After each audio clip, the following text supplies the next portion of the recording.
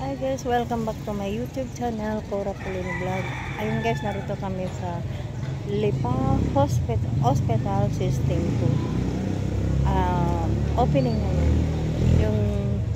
Yung dating Lipa City District Hospital na yung ginawa na Lipa Hospital System 2. Ayun. Samahan niyo ako sa aking video ngayon guys. Okay. Okay guys, narito na kami sa Granha. Ayun. Ayun, picture muna kami. Ayan, picture muna. Hi! Ayan. Hello guys! Hello guys!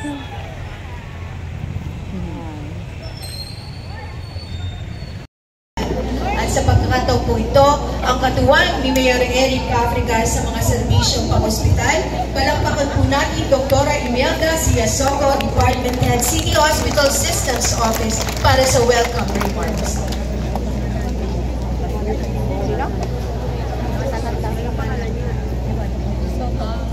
Sa atin po, ligtas at epesyente ang paggagamot sa ospital, kaya naman nagkaroon pa ng mga bagong machines na gamit sa operasyon at laboratorio. Kaya nga, dahil po sa mga benepisyong ito, wala na pong depenyong magkakasakit nang hindi malalapatan ng lunas. Ito pong Lipa City Hospital System 2 ay naisakatuparan sa inisyatibo ni Mayor Eric Africa sa tulong ni Vice Mayor Camille Lopez, Konsihal Dr. Percival Loho ng Chairman ng Community on Health at lahat ng mga konsihal. Kasama din po ang ating mga mahal at ang consultants kay Boy Oliera. Kaya naman kasama po ng bawat konbenyo, kami po ay nagpapasalamat sa inyo.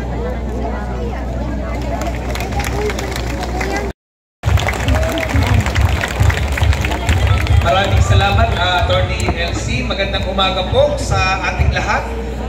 Una, hayaan niyo munang batiin ko, siyempre, ang miyembro ng Sangguniang Paglunsod, kasama ang Chairman ng Committee on Health, Dr. Percival Loho. Palakpakan po natin.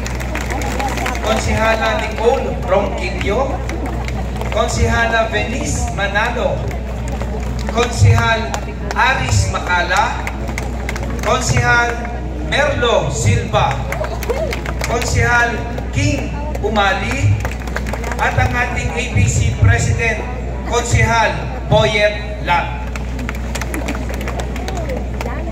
At kay Konsihala Spy Toledo. Ako naman ang poste. Sa ating pong dalawang representative sa Sangguniang Panlalawigan, Bukal Bibong Mendoza at Bukal Lidio Lopez. Sa ating po mga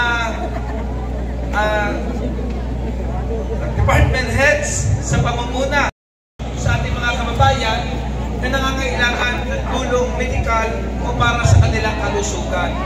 At hindi po biro ang pinagdaanan ng inyong paglingkod kasama ang lokal na pamahalaan ng Lipa upang may sakatuparan ang hospital system na ngayon ay ating ipinatutupad sa ating minamahal na lungsod. Ito po ay nag-umpisa actually ng 2019. Noong kayo pong mayor, may mga lumalapit po sa akin, Mayor Eric, tulungan niyo naman kami. Kung bakit, anong problema? Nagkasakit to ang aking anak. Pupunta tayo sa hospital ng Lipa, wala naman tayong kailangang bayaran. Ay hindi nga po, ako po'y napasuot na sa distrito sa Granha Hospital. Isisigalan po kami na professional fee o doctor's fee. Baka naman magagawa niyo ng paraan. Sabi ko sa kanya, wala akong magagawang paraan dahil hindi pag-aari ng lungsod ng Lipa District Hospital. Yan ay nasa ilalim ng pamamahala ng provincial government. At hindi lang isa, may mga barangay captains na lalapit sa akin. Mayor, may nanganak tayong cesarean, nag-aaning barangay. Ano kailangan tulong? 65,000 yan, hindi ka ng professional fee. Bahagi na isinagawang pagbabago sa Phase 1, sisimulan po natin ito sa emergency room, operating room, at ang ating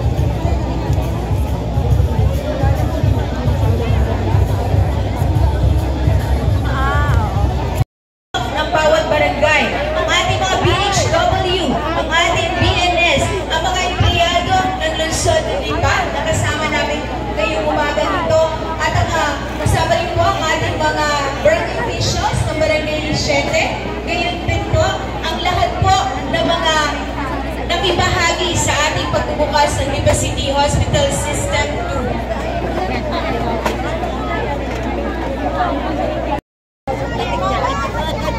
Ayan guys, pa.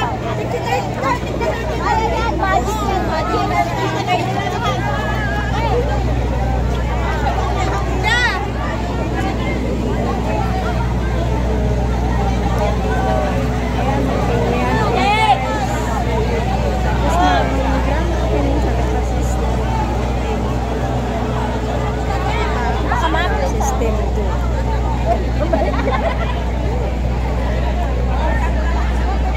Okay guys, thanks for watching. Please subscribe to the channel.